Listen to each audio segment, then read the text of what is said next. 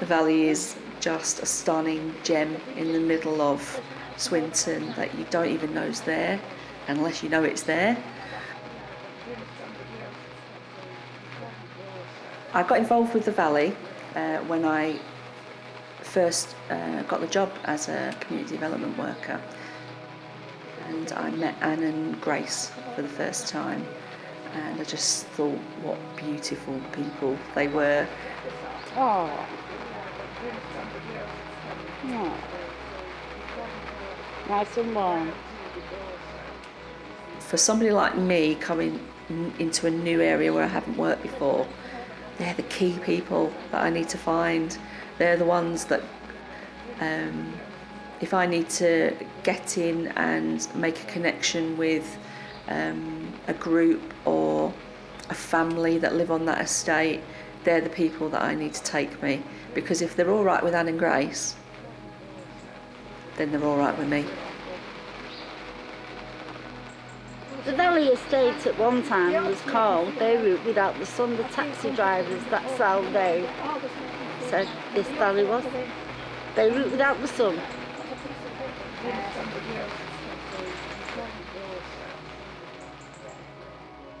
I've lived on this estate 32 years, and I'm quite happy on the valley. I've always been happy on the valley. I've been very fortunate. And with me working at the community centre, I got to know all of the people on the estate. 11 years ago, we were told about the garden, the green space we had outside. And then all of a sudden these plots were going up, and I really couldn't see it. My husband could see it all right. And we just went from strength to strength with the funding that we got.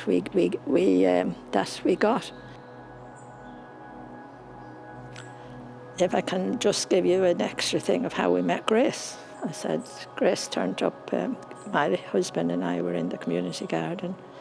We only had it about 12 months, 18 months then, and Grace come up and asked us what we were doing and what was going on. We told her within 5 minutes of speaking to Grace.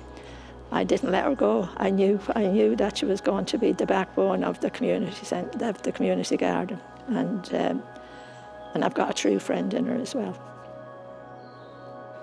I'm originally from Zimbabwe. So I've been in England for quite a long time. Since 2000, that's a long time. When I first arrived, I lived in London. Oh, it was terrible. It was really, really terrible.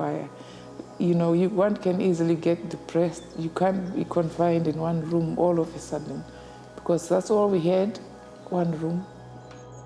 What brought me to Swinton was change of location for my children. I wanted somewhere quieter. Quite a few years ago, if you mentioned the valley, I wouldn't live down there, I wouldn't live down there.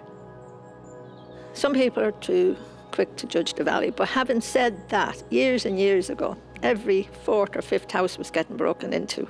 To be fair to people, and the people that didn't want to come on the valley.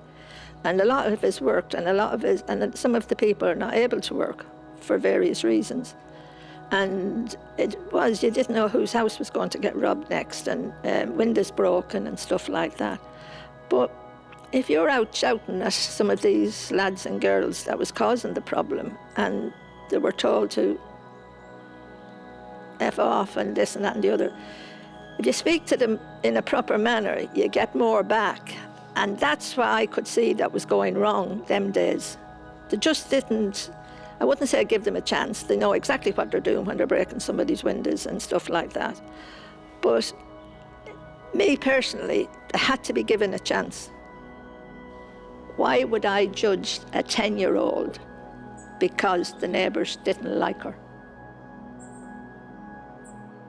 Can't tell you what this estate has meant to me, because when I lost my son and I lost my husband, I can't tell you how they stood behind my family.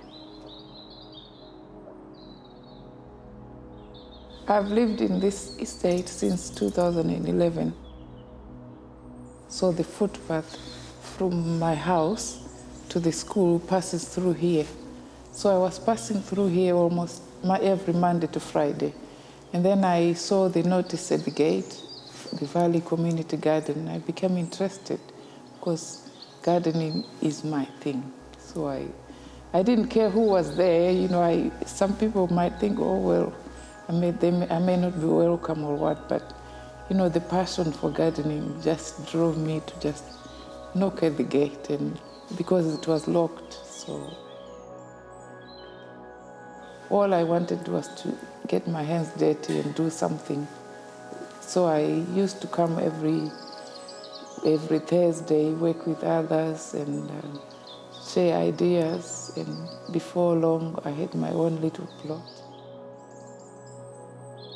So yeah, it didn't matter who I looked like and all that, because I met different people also when we went to some meeting.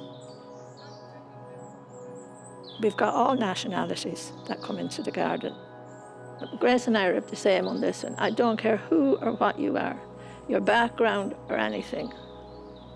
They come into the garden and they're made as welcome as anybody, and that's how the garden runs properly. I've met people from all over, from India, Pakistan, Kurdistan, Nigeria, Zimbabwe, Syria.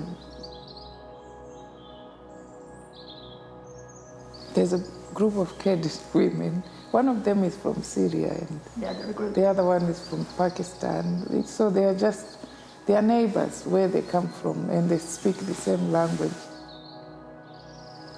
What we want is people to unite and do one common thing, that is live together in harmony, to develop their own communities, make it safe, enjoy the life while they are still here. That's what is more important to us than dividing them. The food that we grow, even the tomatoes and the carrots and onions, are absolutely far better than, even if I say so myself, far better than the shops.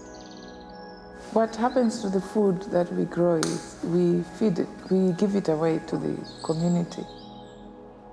No, I do not think myself as political. No way on this earth am I.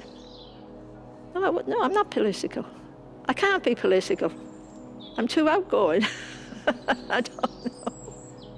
You're a human being worth living on this earth, and you have got a right to express yourself the way you are, because that's what everyone here does. They just live their life the way they would live it where they came from. I mean, if you just think about the valley, the social impact that that's having there, the activities and the resources the general public can access there, you can't get that if you go into a GP surgery. You can't get that if, you go into a GP surgery, they'll treat you with medication. It's not always what people need or want, but the valley will offer a much more holistic approach. There you feel really calm, you feel really like the noise goes away. We just be lost without each other. That garden wouldn't be, when I lost my husband, that garden wouldn't be there now, because Grace kept it going until I felt well enough to come back into the garden. And I'd been over for about 4 months, and for some reason I got up, come over, and before I knew it, I'd put in 2.5 hours, maybe 3 hours in the garden. And I realised then that's what I needed. It was the therapy of just getting out of the house and coming over. When it's that time, harvesting time, I know I feel like, well, it's like a little extension.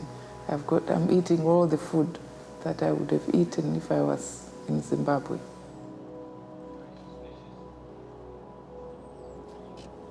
Yeah, that's it for me today. Go home now.